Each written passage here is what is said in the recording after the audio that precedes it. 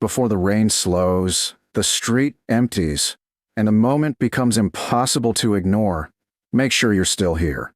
Subscribe to Emo Saga for grounded, sensual romances where every moment builds naturally, and every ending makes sense. The rain doesn't start gently. It comes down hard and sudden, like the sky made a decision without consulting anyone below. One moment the street is merely damp, the next it's slick and loud, water bouncing off pavement and umbrellas flipping inside out. I don't plan to stop. I plan to make it the last half block to my car. I don't. By the time I reach the old brick storefront, my hair is already damp, jacket darkened at the shoulders. The recessed doorway is narrow, just deep enough to offer cover if you press and close to the wall. I step under it without thinking. A second later, someone else does too. Sorry, he says quickly, already shifting to give me space. It's fine, I reply, breathless more from surprise than exertion. We stand there, inches apart, rain hammering down just beyond the threshold. The street light across the way flickers, casting uneven shadows that make the doorway feel smaller than it actually is. He's taller than I expected, broad-shouldered, coat already soaked at the edges, hair darkened by rain. His presence fills the narrow space in a way that feels grounding rather than imposing. I didn't think anyone else would stop here, he says. Neither did I admit. The rain answers for us, louder now, relentless. We wait. That's all it's supposed to be. Two strangers sharing shelter until the weather passes. Except the rain doesn't ease, and neither of us moves. We don't know each other. Not really. I've seen him before, passing glances at the cafe down the street, maybe once in a neighborhood gathering. Familiar enough to recognize, unfamiliar enough to still feel like a question. His name surfaces in my mind slowly. Ethan. I'm fairly sure that's it. This is one way to be forced into patience, he says lightly. I smiled despite myself.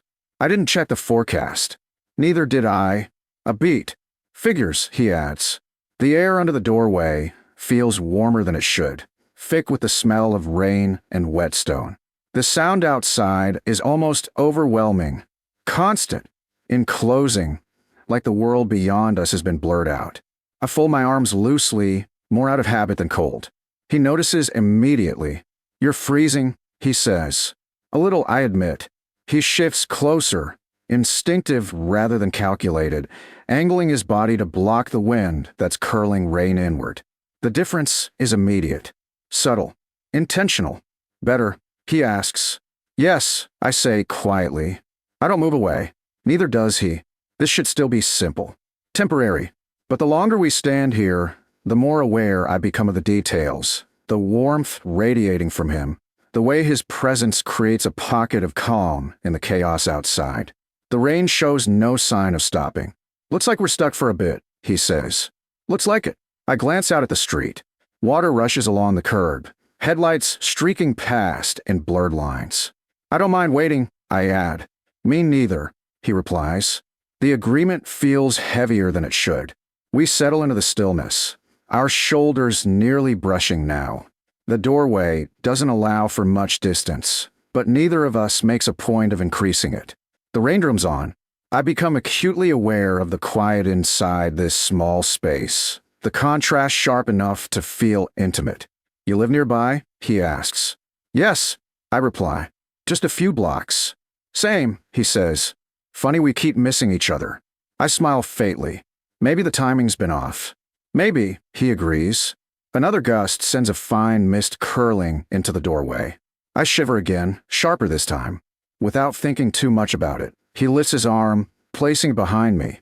Not touching yet, just there, creating a barrier. If you want, I can, he starts. It's okay, I say. And, because it is, I lean in slightly. Just enough. His arm settles around me naturally, hand resting on my upper arm, then sliding slowly to my back. Warm, steady, protective without being possessive. The contact feels grounding. I don't tense. I don't pull away. Tell me if that's not okay, he says quietly. It's okay, I reply. The certainty in my voice surprises me. He stills completely, reading me, making sure. Then his hold remains, unchanged, respectful.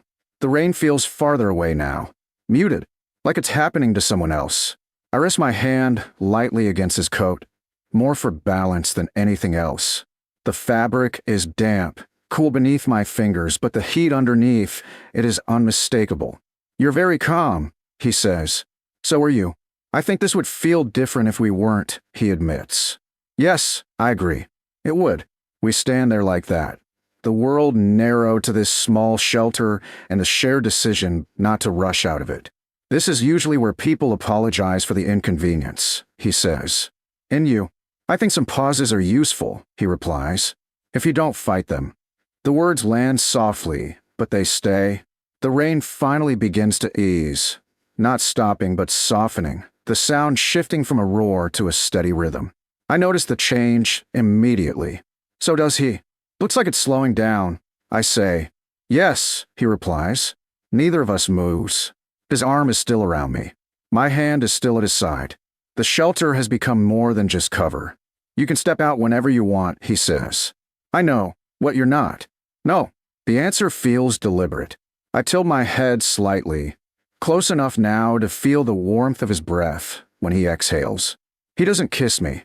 Not yet. Instead, his hand presses gently in my back, pulling me just a fraction closer. Enough to feel. Enough to ask. I don't resist. "This isn't just about the rain," I say softly. "No," he agrees. "It isn't. It feels familiar," I add, even though it shouldn't. "Sometimes it does," he says. "When you stop pretending the moment is smaller than it is." That's exactly it. The rain thins further. Individual drops, now distinct instead of overwhelming. The street grows clearer. The pause is ending. "I should probably go soon," I say. "Yes," he agrees. Still, neither of us moves right away. He adjusts his arm slightly, not loosening it, just settling into the closeness. "I'm glad you stopped here," he says quietly. "So am I." The words come easily. Truthfully, the rain has nearly stopped now. Only a light drizzle remains. The shelter has done its job, but the moment hasn't. I glance up at him, meeting his eyes fully for the first time since he pulled me close. There's no rush there. No expectation. Just awareness. "Don't let go yet," I say softly. His arm tightens just a fraction. "I won't," he replies. The rain fades into a whisper. The street waits. And under the shared doorway, with his warmth still wrapped around me, I know one thing for certain. This didn't happen because of bad weather. It happened because neither of us stepped away when we didn't want to. The rain becomes a whisper before it stops. That's how I notice the change. Not all at once, but gradually this sound thinning until individual drops can be counted instead of endured. The streetlight across the road steadies, no longer fractured by sheets of water. The world beyond our narrow shelter sharpens again. Ethan notices it too. I can tell by the way his posture shifts, not pulling away, not loosening his arm, just becoming aware that the reason we stopped no longer holds us here. And yet, we're still standing exactly where we are. "It's almost done," I say quietly. "Yes," he replies. Neither of us moves. The pause stretches, not awkward, not uncertain, just full. His arm is still around me, warm through the damp fabric of his coat. The closeness no longer feels like shelter from the rain. It feels like shelter from leaving too quickly. "You don't have to stay now," he says gently. "I know," I reply. "What you are?" "Yes." The word feels steady, decided. He adjusts slightly, angling his body so we're facing each other more fully. The movement is slow, deliberate, giving me time to step back if I want to. I don't. Instead, I shift closer, my shoulders settling against his chest. The contact feels natural, like it's been waiting for permission rather than opportunity. His hand slides a little lower at my back, not exploring, not claiming, just acknowledging the new position. "This feels different now," I say. "Yes," he agrees. "But it still feels right." It does. That's the strange part. There's no rush in it. No arrogancy. Just a quiet understanding that this moment matters because we're letting it exist without pretending it's smaller than it is. The rain stops completely. The street is still wet, reflective, the pavement shining softly under the lights. Somewhere down the block, a car starts, tires hissing against damp asphalt. The world is ready to move again. We aren't. I should probably head home, I say eventually. Yes, he replies. Again, no movement. We both smile softly at that. He lowers his forehead to mine, the gesture unhurried and intimate in a way that stills my breath. The closeness makes everything else fade. The storefront, the street, the quiet hum of the city restarting around us. I'm glad this didn't feel rushed, he murmurs. I say, I would have hated that. I didn't want to be another moment that only made sense in bad weather, he adds. I smile at that. It doesn't feel like that. No, he agrees. It feels like something that'll make sense tomorrow, too. That matters more than anything else he could have said. Wade kisses me. It's slow, deliberate. Not the kind of kiss that tries to take advantage of the quiet, but one that respects it. His hand remains steady in my back, holding me close without pressure. My hand rises naturally to rest against his chest, fingers curling lightly into the damp fabric of his coat. The kiss isn't overwhelming. It's grounding. When we part, it's because we choose to, not because the moment breaks. That felt, I start. Right, he finishes softly. I nod. Yes. We don't rush apart afterward. We stay close for a few seconds longer, breathing in a shared calm, letting the moment settle instead of evaporate. I don't want this to end here, I say. It won't, he replies without hesitation. Not if you don't want it to. I admit. Good, he says quietly. Neither do I.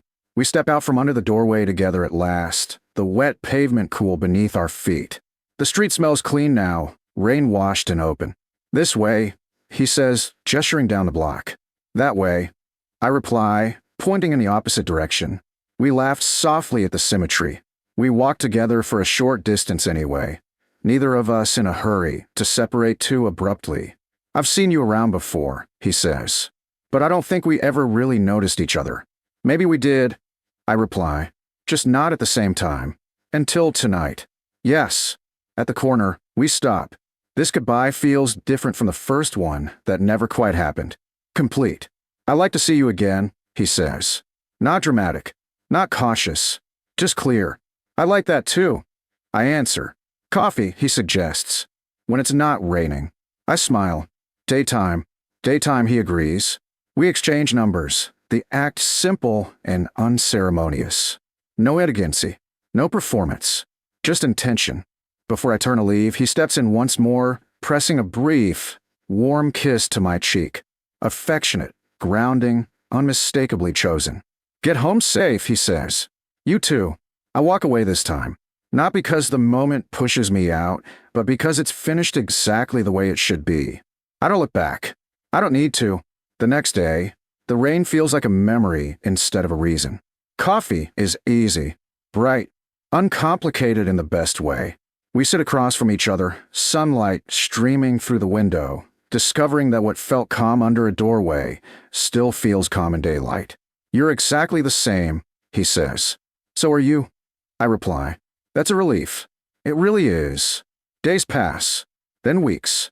The connection grows without urgency, through walks, conversations, shared pauses that no longer need weather or shelter to exist. Sometimes it rains.